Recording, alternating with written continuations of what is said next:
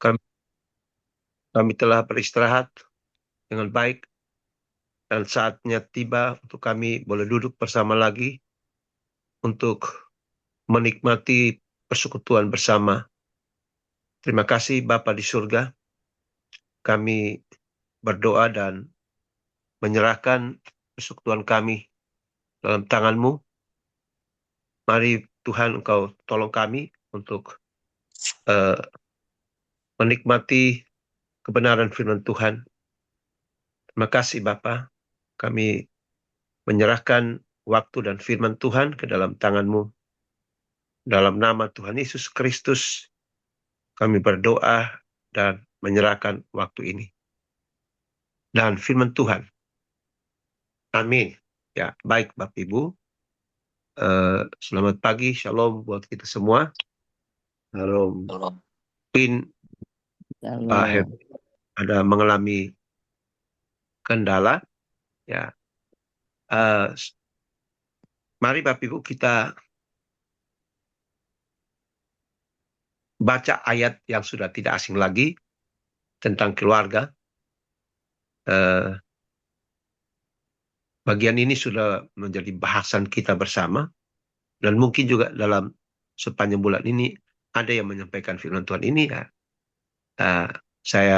bagian firman Tuhan yang kita ulangi itu pun punya tujuan yang sama tentang keluarga. Mari kita baca. Ibu Berita tolong baca ya. Ya, Mazmur 133 ayat 1 sampai 3. 3 ayat saja. Ayat ini sudah dibahas ulang-ulang ya. Jadi mari kita lihat kembali bagaimana kita dengan tema kecil ya untuk mendukung tema besar kita, itu bagaimana kita membangun relasi dengan Tuhan dalam hal ketaatan beribadah. Nah, ini saya kasih tema kecil, keluarga yang hidup rukun ya. Ya, Mazmur 133 Bu, ayat 1 sampai 3. Mazmur 133, persaudaraan yang rukun. Nyanyian ziarah Daud. Sungguh alangkah baiknya dan indahnya apabila saudara-saudara diam bersama dengan rukun. Seperti minyak yang baik di atas kepala meleleh ke janggut, yang meleleh ke janggut Harun dan ke leher jubahnya. Seperti embun gunung Hermon yang turun ke atas gunung-gunung Sion. Sebab kesanalah Tuhan memerintahkan berkat kehidupan untuk selama-lamanya. Amin. Amin. Ya, terima kasih. Sekali lagi saya kira Mazmur 133 ini bagian yang paling paling mudah untuk kita bicarakan tentang keluarga. Ya, saya kompilasikan atau hubungan dengan bagaimana keluarga yang taat beribadah, keluarga yang membangun relasi dengan Tuhan, yang bagi saya ini adalah keluarga yang hidup rukun. Ya, ya sungguh alangkah baiknya apabila saudara-saudara hidup diam dengan rukun. Jadi Mazmur ini sekali lagi bicara soal keluarga yang rukun. Nah, ada 3 hal yang tadi ada di bagian ini. Adalah pertama, hidup rukun, baik di hadapan Allah. Ya, nah salah satu poin yang penting dalam membawa keluarga, membangun relasi dengan Tuhan adalah hidup diam dengan rukun. Ya, kalau membangun kebersamaan, membangun kesatuan dan persatuan di dalam hal beribadah. Ya, nah kalau orang taat beribadah, orang kalau taat beribadah, salah satu bukti adalah dia harus rukun. Kalau kita taat beribadah, maka tentunya ya kerukunan terjadi. Ya, rukun beribadah, rukun dalam banyak hal. Rukun artinya apa? Tidak berantem. Ya kan? Rukun berarti tidak ada konflik. Bukan berarti bahwa tidak ada konflik. Tidak mau menciptakan konflik. Ya, oleh karena perbedaan kah? Oleh karena masalah-masalah yang lain. Jadi kerukunan itu, rukun itu bisa terancam ya kalau semua pihak tidak punya pemahaman yang sama. Ketika istri tidak memahami suami, suami tidak memahami istri, orang tua kurang memahami anak dan sebaliknya. Ya, terjadi konflik internal dan itu sudah apa namanya? Itu sudah menjadi bukti umum, hal umum, ya kan? Itu karena apa? Karena ketaatan dalam beribadah, mengerti firman Tuhan itu tidak begitu jelas. Sehingga bisa saja terjadi ya ketidakkerukunan, dari keributan, bahkan lebih kepada. Nah, kita lihat banyak orang Kristen, banyak keluarga Kristen. Ya, dia rajin beribadah, ya, rajin beribadah. Tapi di dalam kehidupan keluarga itu tidak rukun, ya kan? Nanti kita lihat hasilnya ya, kita lihat hasil akhirnya seperti apa kalau itu. Nah, saya sampaikan ini nanti secara institusi kita apa? Saya mau pakai sistem Ibu Berita, ya. Kita diskusikan bersama. Hidup sungguh alangkah baik dan indahnya. Nah, ada kata baik dan indah. Rukun. Di situ ada ayat 1 ngomong gitu ya. Baik itu bicara soal kualitas. Ya. Baik itu bicara soal mutu. Sungguh alangkah baiknya. Ya. Jadi bicara soal kualitas, bicara soal mutu. Nah, saya giring sedikit ke masa penciptaan. Waktu Tuhan menciptakan langit dan bumi, 6 hari. Dalam, ya semua dia ngomong aja. Apa yang dia sesuai dialah, beliau lah. Firmanlah, maka jadilah, jadilah, jadilah, jadilah, jadilah. Nah, lihat hari pertama sampai hari ke-6 bagian awal. Selalu diakhiri dengan baik.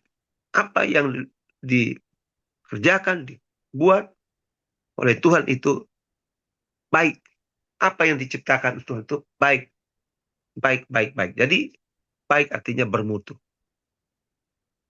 Nah, di hari ke-6 bagian terakhir, ketika manusia diciptakan, dia tidak hanya berfirman saja, tapi dia melakukan, dia kerjakan. Semua dia ngomong, berfirman, jadilah. Langit bumi jadi, ya, semua jadi. Dia hanya ngomong, jadi. Berfirmanlah artinya dia hanya ngomong doang, jadi. Suka-suka Tuhan mau jadi, apa jadi.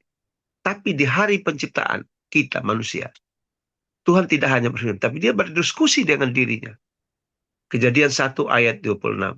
Marilah kita menjadikan manusia. Saya senang dengan terjemahan Inggrisnya. Let us make man in our image.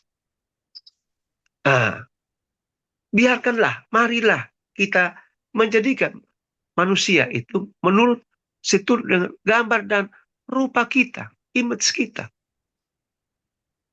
Jadi kita sama orang, pernah anak-anak yang sekolah minggu tanya, ada anak-anak kecil tanya, Pak Pendeta, Tuhan Allah tuh kayak apa sih? Saya bilang kayak kamu, muka kamu loh, muka saya. Ya kan coba ayat 26 itu. Tapi sesungguhnya serupa dengan gambar artinya hidup sesuai dengan sama dengan karakter Allah. Jadi sama dengan Allah itu sesuai dengan gambar Allah itu berbicara soal karakter Allah yang diinisiasikan di dalam kita. Nah, seperti itu. Nah, lalu Tuhan membuat evaluasi di hari ke-7. Berhentilah Tuhan, ya, dan dia melihat menguduskan hari itu sebagai hari perhentian. Dia bagikan seorang pelukis yang setelah membuat lukisan, ya dia pasang di depannya, dia duduk, melihat ke lukisan itu, dilihat mana yang salah, ada nggak yang salah. Nah, dan Tuhan melakukan hal yang sama. Dia berhenti, perhatikan dan dilihat. Ternyata Ya, kata yang ditambah di situ adalah sungguh amat baik. Jadi tidak hanya baiknya saja, tapi sungguh amat baik. Ya, artinya apa? Itu bahasa apa namanya? Hiperbole. Sangat baik, amat baik. Itu hiperbol. Bahasa yang berlebihan, tapi itu dia. Nah, bagi Tuhan, dia menggunakan bahasa hiperbol. Allah melihat semua yang diciptakan, semua yang dia jadikan sangat, sungguh, sangat, amat. Saya tambah lagi. Sungguh, sangat, amat baik. Perfect. Tidak ada yang salah. Dan dia ketika dia menciptakan Bapak, Ibu, Saudara, dan saya, ya, saya masih lupa itu bahasa Ibraninya. Ya, itu tidak ada yang sama. Serupa tapi tak sama. Coba lihat. Dalam satu keluarga. Anaknya 4. Sama nggak semua? Nggak. Paling tidak katanya laki-laki. Kalau anak laki seperti mamanya. Wajahnya seperti mama. Kalau anak perempuan seperti bapaknya. Nah, lalu yang kita lihat hampir sama itu apa? Anak apa? Kembar. Ya, itu pun kita masih bingung. Kalau kembar hampir sama. Di gereja kami punya jemaat ada punya anak 2 kembar. Saya sampai hari ini sulit hafal nama mereka. Ada namanya Sharon, ada namanya Seren. Oh sama, yang mana ini? Terus saya tanya, siapa yang keluar duluan? Mama dibilang yang ini. Oh, Sharon. Nah itu. Tapi kalau ini coba lihat, nah dan sama. Itulah hebatnya di situ. Ya, kalau saya waktu Tuhan menciptakan, ini saya bercanda saja. Kalau Tuhan menciptakan orang Papua, orang apa namanya, orang Afrika, saya nggak tahu dia kemana. Mau buru-buru mau kemana. Beliau ada di mana. Lambat ngangkatnya, makanya gosong. Ketika Tuhan menciptakan orang kulit warna putih, Amerika, Eropa, China, Indonesia yang pokoknya warna-warna kulit putih lah. Saya pikir beliau cepat mau kemana, cepat ngangkatnya. Ya tadi gosong, ini cepat ngangkatnya. Ya apa? Setengah matang. Tapi ketika Tuhan menciptakan saya dan semua Bapak Ibu sini, kulitnya sama dengan saya, Tuhan nggak kemana-mana, dia tungguin. Tungguin sampai dia ngangkat. Nggak gosong, nggak setengah matang. Itu hanya interpretasi saja. Saya punya rambut lurus. Saya mau kulit warna putih. Tapi Tuhan mau saya seperti ini. Jadi tidak ada yang salah dengan Tuhan menciptakan saya.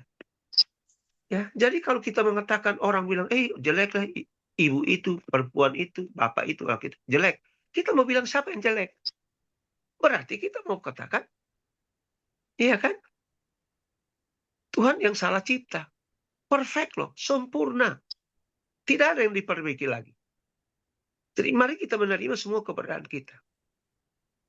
Ya, Tuhan menciptakan Adam dan Hawa, taruh di Taman Eden, rumah real estate mereka. Tujuan Tuhan bukan hanya selain mereka apa namanya bertambah banyak, ya ada populasi, tapi tujuan adalah membangun relasi dengan Tuhan dalam hal beribadah. Tuhan berikan kepercayaan buat mereka untuk mengelola taman itu. Tapi saya tidak rukun. Kerukunan di dalam Taman Eden dirusak dengan pelanggaran. Mereka lebih memilih taat pada suara hati untuk jatuh dalam dosa daripada memilih untuk taat kepada Tuhan. Relasi rusak. Tuding menuding situ kan. Ya Tuhan datang. Adam, di manakah kamu? Kami lagi main sembunyi-sembunyi. Kira-kira gitu ya. Dan Tuhan tanya, kenapa kamu sembunyi? Nah, kerukunan mulai rusak itu. Itu loh. Adam bilang, itu perempuan yang kau kasih. Dia yang bikin bawa ini. Bikin kami berdosa. Dia yang bawa ke saya makan buah itu. Lalu Hawa bilang gini, lah, Pak, diam aja. Kau juga udah makan kok. Ya, kau sudah makan, ya udah. Berantem mereka kan. Kerukunan rusak di situ. Kualitas hubungan dengan Tuhan. Jadi Bapak Ibu lihat ya, dari Kejadian sampai Wahyu, ya Kejadian sampai Wahyu, hanya 4 pasal yang bebas dari polusi Bapak Ibu. pasal 1 dan pasal 2 itu Tuhan bekerja mencipta semua sempurna. Lalu di Wahyu pasal 21 dan 22 sempurna, dunia akan dikembalikan. Eden baru. Eden yang lama udah rusak, lalu Eden baru. Nah, dari Kejadian pasal 3 sampai Wahyu pasal 20 rusak semuanya. Ya, kita manusia jatuh dalam dosa, semua rusak. Itulah kita butuh juru selamat. Kita butuh kehadiran Kristus untuk membawa kembali manusia kepada posisi yang semula. Ya, Pak Hermimus, nanti saya sudah itu nanti kita diskusikan ya. Saya sampaikan 3 poin. Iya, jadi seperti itu ke Bapak Ibu. Ya, karena apa? Jadi relasi mulai ibadah sudah akhirnya apa? Putus hubungan kan? Putus komunikasi. Di Kejadian pasal 1 ayat 2, pasal 2, Tuhan berbicara kepada mereka, Tuhan hadir bersama mereka dalam rumah tangga itu. Tuhan ngomong sama, ada komunikasi, ada kebersamaan antara Adam dan Hawa dan Tuhan, ada kekeluargaan di situ. Tapi ketika dosa masuk dalam sejarah hidup mereka, rusaklah persekutuan itu, rusaklah hubungan mereka dengan Tuhan. Ya, ketatan beribadah udah akibatnya diusir keluar dari taman itu. Tapi Tuhan tetap maha baik. Dia punya master plan untuk kembalikan, merencanakan keselamatan. Makanya berita keselamatan pertama itu adalah Kejadian 1 ayat 3 ayat 15. Ya, Tuhan, waktu manusia jatuh dalam dosa, hubungan rusak, ya masih diperbaiki. Makanya Tuhan yang datang ketemu mereka siapa? Bukan malaikat. Tuhan sendiri datang. Hei Adam. Hebatnya di situ. Kejadian peristiwa dunia, air bah, segala macam. Itu Tuhan suruh malaikat Jibril yang datang. Pergi ngomong begini-gini. Sampaikan berita saya begini. Waktu Yesus lahir, tapi waktu manusia jatuh, waktu rumah tangga rusak di situ, Tuhan yang datang ingin memperbaiki kembali rumah tangga itu. Karena itu datanglah Yesus. Kita butuh juru selamat, dia datang menjadi jembatan pendamai. Ya, itu indahnya. Itu kualitas. Jadi saya mau katakan bahwa kita membangun relasi dengan Tuhan, hidup jadi bagus, berkualitas. Yang kedua, indah. Alangkah baik dan indahnya. Indah itu bicara soal apa? Ya, bicara soal keindahan yang betul. Wow. Ya. Jadi indah keluarga harus membangun relasi dengan Tuhan tuh, suasananya enak gitu. Dan rukun artinya tidak berantem, tidak ciptakan konflik ada tentunya. Ketika kita salah paham, pasti akan terjadi konflik internal. Ya. Tetapi kita lihat kalau lain, kalau sudah konflik, cerai lah segala macam lah, saling mengancam lah. Nah, tidak rukun lagi kan? Satu waktu ada seorang bapak datang kepada saya. Dia dari satu gereja. Pak, saya mau masuk di gereja ini. Kenapa? Saya sudah tidak cocok lagi dengan istri saya. Tidak cocok lagi, kenapa? Saya tanya dia. Anakmu berapa? 4. Nah, kalau tidak cocok itu pada masa pacaran. Pacaran itu masa kita belajar. Ya, memahami satu dengan lain, karakter, budaya, dan sebagainya. Apalagi kalian satu budaya. Ya, teliti, ternyata dia itu anak perempuan semua. Dia mau cari anak laki. Nah, cari anak laki, dia mau pakai model Abraham. Ini untuk mau cari anak laki. Saya bilang enggak. Saya enggak bisa layani itu. Silakan pulang Anda punya gereja pulang. Kan rukun lagi. Kenapa? Kan rukun mulai dari waktu pacaran. Masa sekarang suruh punya 4 anak baru lu bilang tidak cocok lagi istilah sudah tidak rugi lagi. Sudah tidak cocok lagi. Nah, itu contoh saja. Nah, yang kedua, hidup rukun itu indah di hadapan Allah tadi. Digambarkan seperti apa? Ya, pokoknya rukun itu indahlah di hadapan Tuhan. Yang kedua adalah hidup rukun itu digambarkan seperti minyak. Seperti minyak di atas kepala Harun meleleh ke lehernya, lalu meleleh ke jubahnya. Nah, minyak itu biasa raja atau siapa? Ya, raja atau imam ketika dia dinobatkan sebagai raja atau imam, minyak itu harus dipercik. Minyak itu harus diurapi dengan minyak. Nah, Harun ketika jadi imam besar, diurapi dengan minyak. Dan minyak itu bicara tentang Roh Kudus. Gambaran tentang Roh Kudus. Diurapi kan? Nah, tugas Roh Kudus adalah mengurapi kita. Ketika kita jadi hamba Tuhan, ketika kita minta, ada pengurapan Roh Kudus untuk kita. Nah, ketika siapa nih? Harun itu diurapi dari kepala. Minyak itu minyak yang baik itu. Minyak itu sangat berkualitas karena berasal dari rempah-rempah yang berkualitas seperti pohon zaitun dan lain-lain. Bukan dari minyak kelapa sawit, bukan dari kopra dan lain sebagainya. Ya, tapi minyak itu ciri khasnya dari eh, campuran pohon zaitun dan ya pohon-pohon yang lain yang diolah begitu rupa menjadi rumah minyak yang berkualitas lalu dipakai untuk apa? Mengurapi. Dan minyak itu meleleh ke janggut sampai ke jubahnya. Ya, artinya apa, Bapak Ibu? Kalau saya kaitkan dengan keluarga, imam itu melambangkan kepala keluarga. Ya, jadi berkat itu harus dari kepala keluarga dulu, baru turun ke leher, ke jubahnya, itu turun ke keluarganya, istri, anak, cucu, dan seterusnya. Ya. Nah, minyak berbicara tentang apa? Bicara tentang kelemah lembutan, bicara tentang kelembutan. Coba Bapak Ibu kalau ada besi yang karat atau apa yang karat, terus kita pakai minyak. Minyak apa saja kita pakai? Minyak kelapa, ke oli, ke apakah? Ya. Lalu kita apa? Karat itu akan hilang.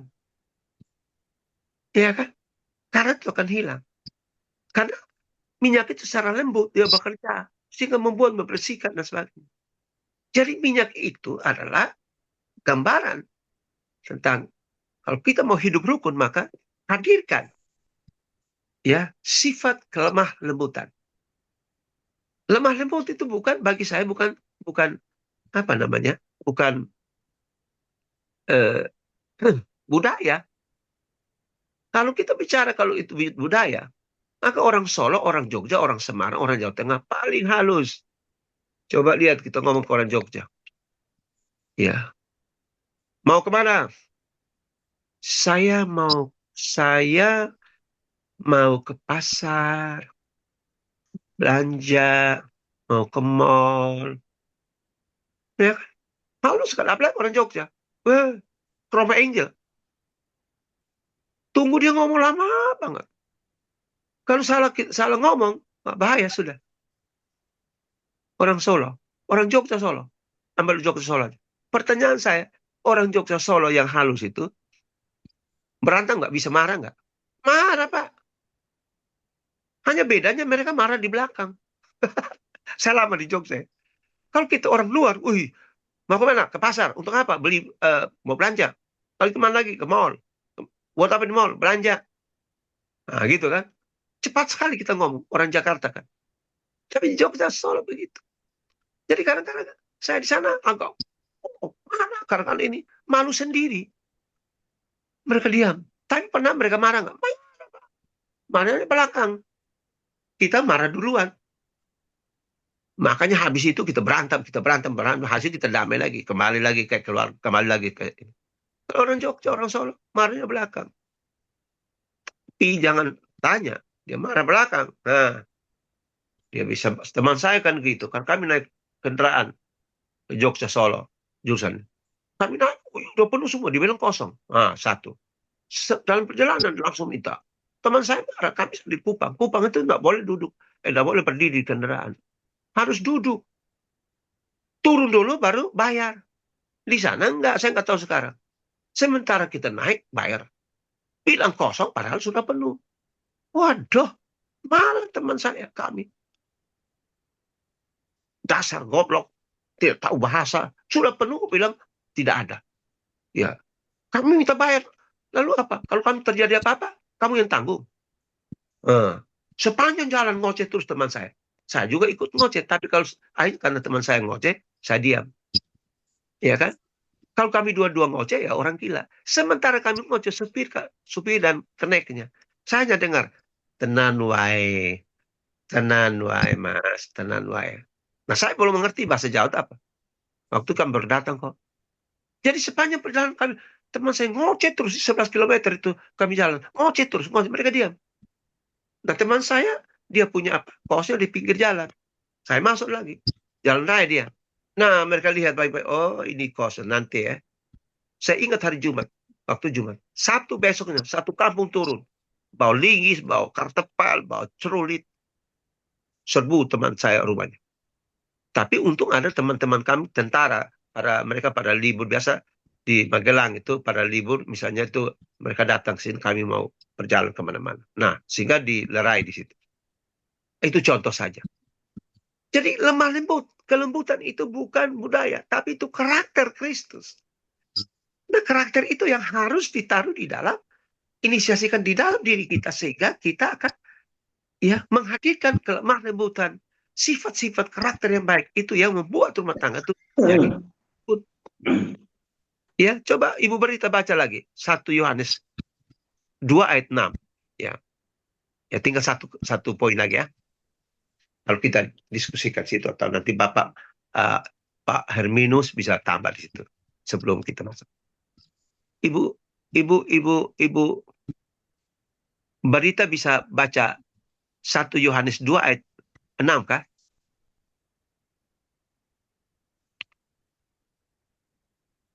Ya, kalau Ibu berbaca saya sebut aja. 1 Yohanes 2 ayat 6 itu bilang begini. Barang siapa berkata bahwa ia telah berada dalam dia itu Kristus, dia besar.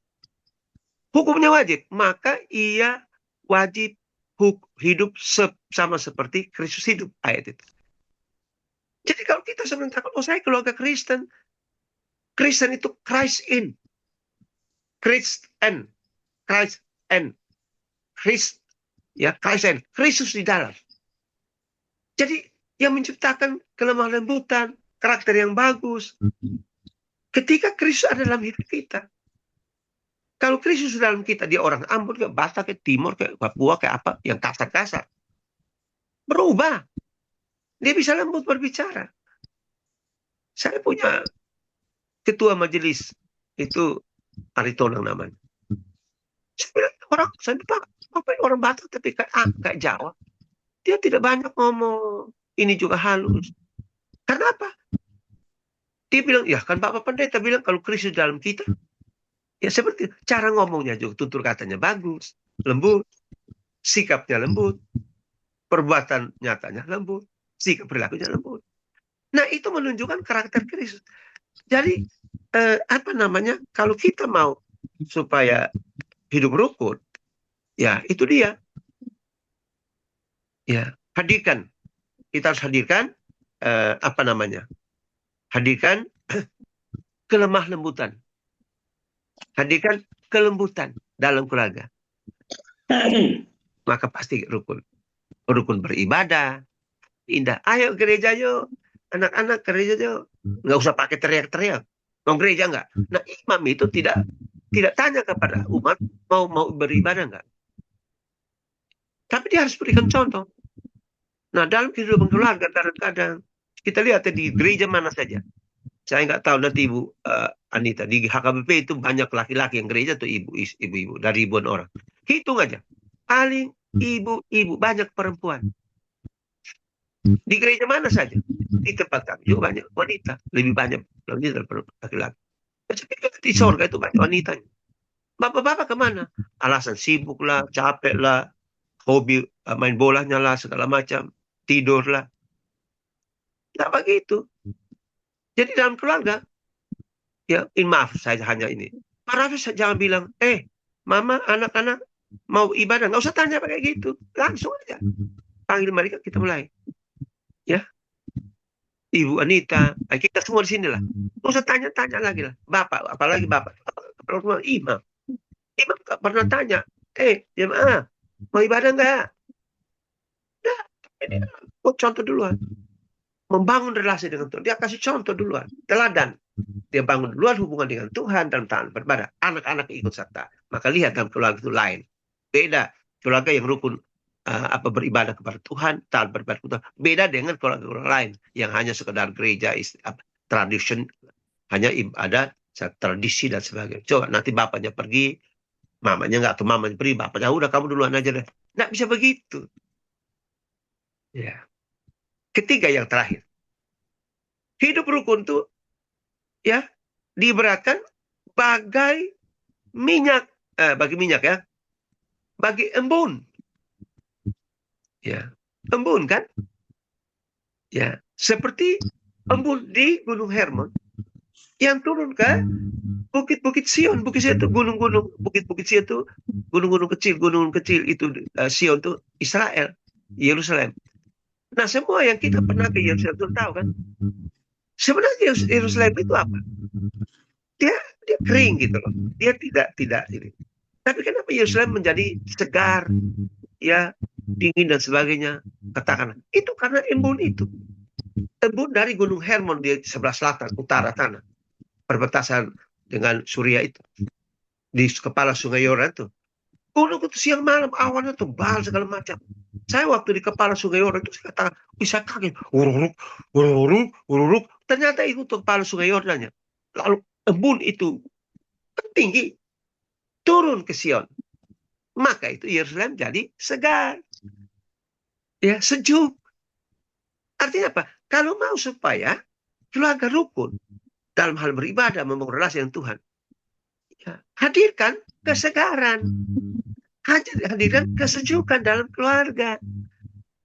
Sejuk beribadah juga harus hadir kesejukan. Nggak usah dipaksa memaksa.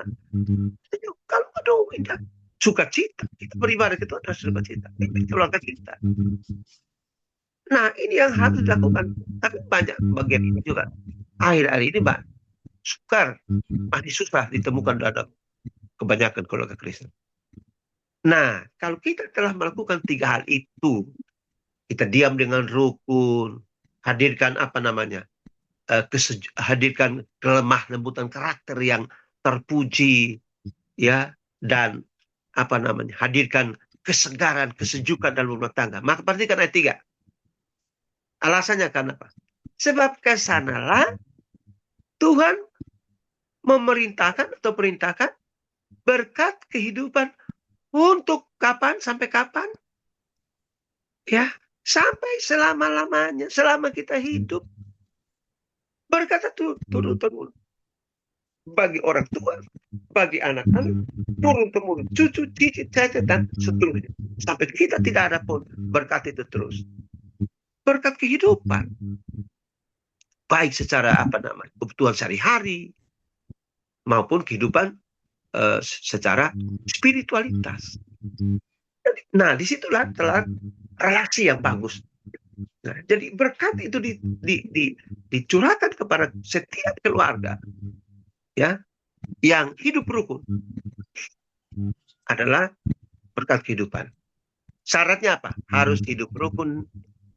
Kedua, harus hidup menghadirkan apa namanya, karakter, sifat-sifat yang baik, seperti sifat-sifat Kristus yang tadi saya sebutkan itu. Pernah nggak Tuhan Yesus marah orang? Maki-maki orang. Dia hanya marah saja di itu di apa tuh?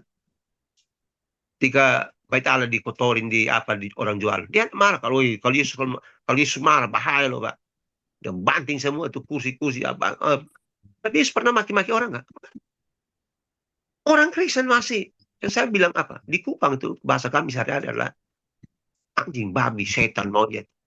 Dia marah atau tidak marah, berkelakar atau bercanda atau marah, selalu anjing, setan.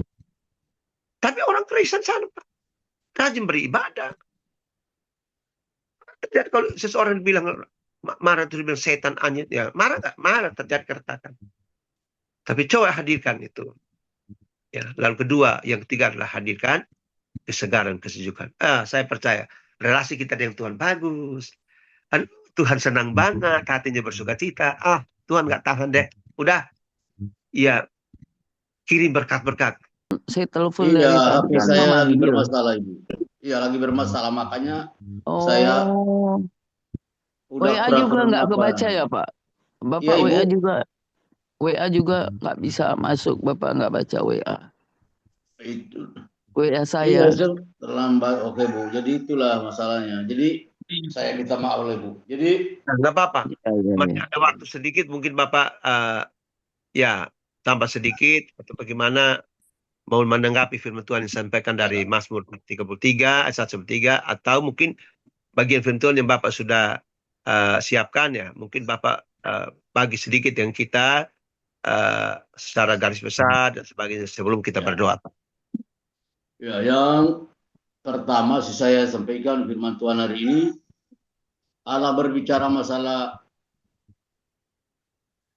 keluarga ya, keluarga. Allah membentuk keluarga, tentu Allah untuk dengan berkat Allah tersendiri. Nah, Ya. berkat dari Allah itu akan meninggalkan orang yang diberkati Allah ketika orang itu tidak menghormati Tuhan. Saya menyoroti tentang kehidupan para hamba Tuhan yang sibuk dengan melayani dan meninggalkan keluarganya. Contoh keluarga Imam Eli yang saya sampaikan di sini pada pagi ini ya. Keluarga Imam Eli adalah keluarga yang diberkati Tuhan, awalnya yang dipakai Tuhan. Tetapi kenapa keluarga dia dan kematian mereka menjadi kematian di dalam sejarah kitab suci? Ya, kematian yang mengerikan yang dihukum oleh Tuhan. Ternyata saya melihat di situ kata firman Tuhan, siapa yang menghormati aku akan menghormati dia. Nah, perbuatan keluarga anak Imam Eli itu semua dicatat oleh Alkitab. Mereka adalah orang yang dursila, yang melakukan apa yang jahat di mata Tuhan. Sedangkan mereka adalah anak-anak imam, anak para hamba Tuhan yang takwa akan Tuhan sebenarnya. Kenapa itu sering terjadi? Mungkin karena Imam Eli sibuk ya mengatur saja, melupakan anak-anaknya. Bahkan sampai firman Tuhan katakan, mereka melakukan apa yang jahat, mereka merampas, memperkosa orang-orang yang di bait Allah. Bicara seperti itu firman Tuhan. Tetapi apa yang terjadi? Pasti kita para hamba Tuhan, Imam Eli selaku imam, apa yang terjadi? Pasti mengabaikan pemuritan terhadap dalam keluarganya sehingga terjadi demikiannya. Dan itu sampai hari ini yang saya soroti masih berkelanjutan kepada anak para hamba-hamba Tuhan. Sering terjadi itu di mana-mana saya melihat itu sering terjadi bahwa anak para hamba Tuhan itu sering juga tidak menjadi contoh dan teladan bagi orang lain begitu ya. Karena akibat apa? Tentu akibatnya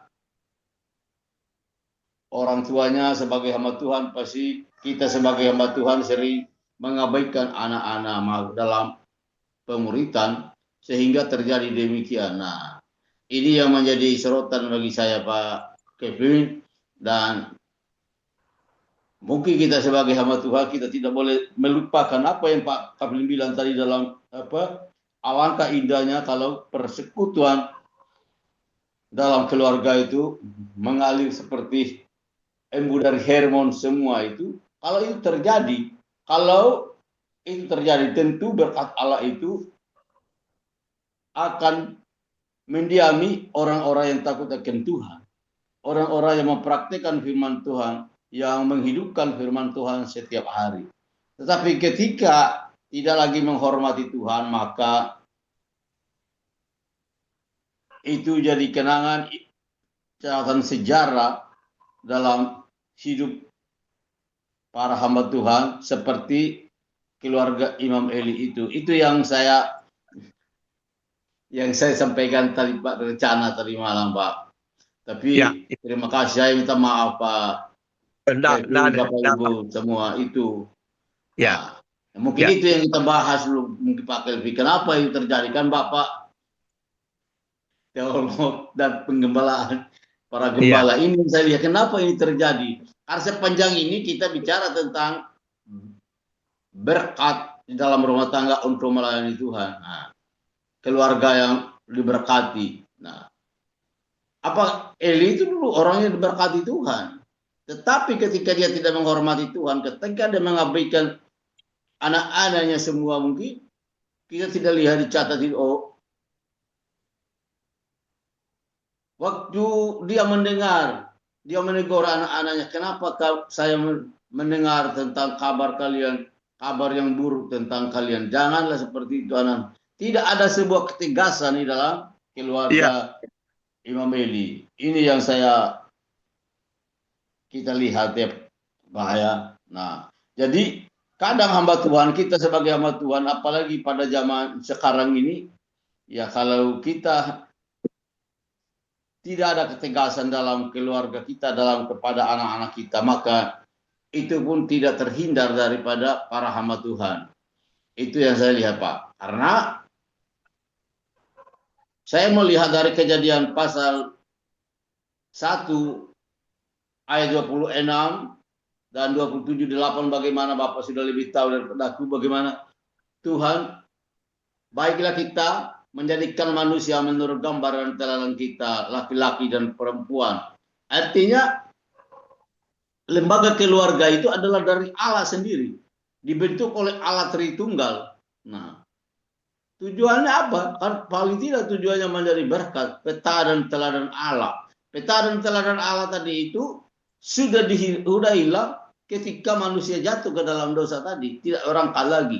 Tetapi Allah pun memulihkan. Nah, ini yang saya melihat di sinilah Bapak Ibu ya, Pak Kelvin. Itu yang sebenarnya yang saya mau sampaikan pagi ini, tapi saya minta maaf sekali lagi. Itu aja Pak Kelvin dari aku. Ya, saya kira itu. Terima kasih Bapak.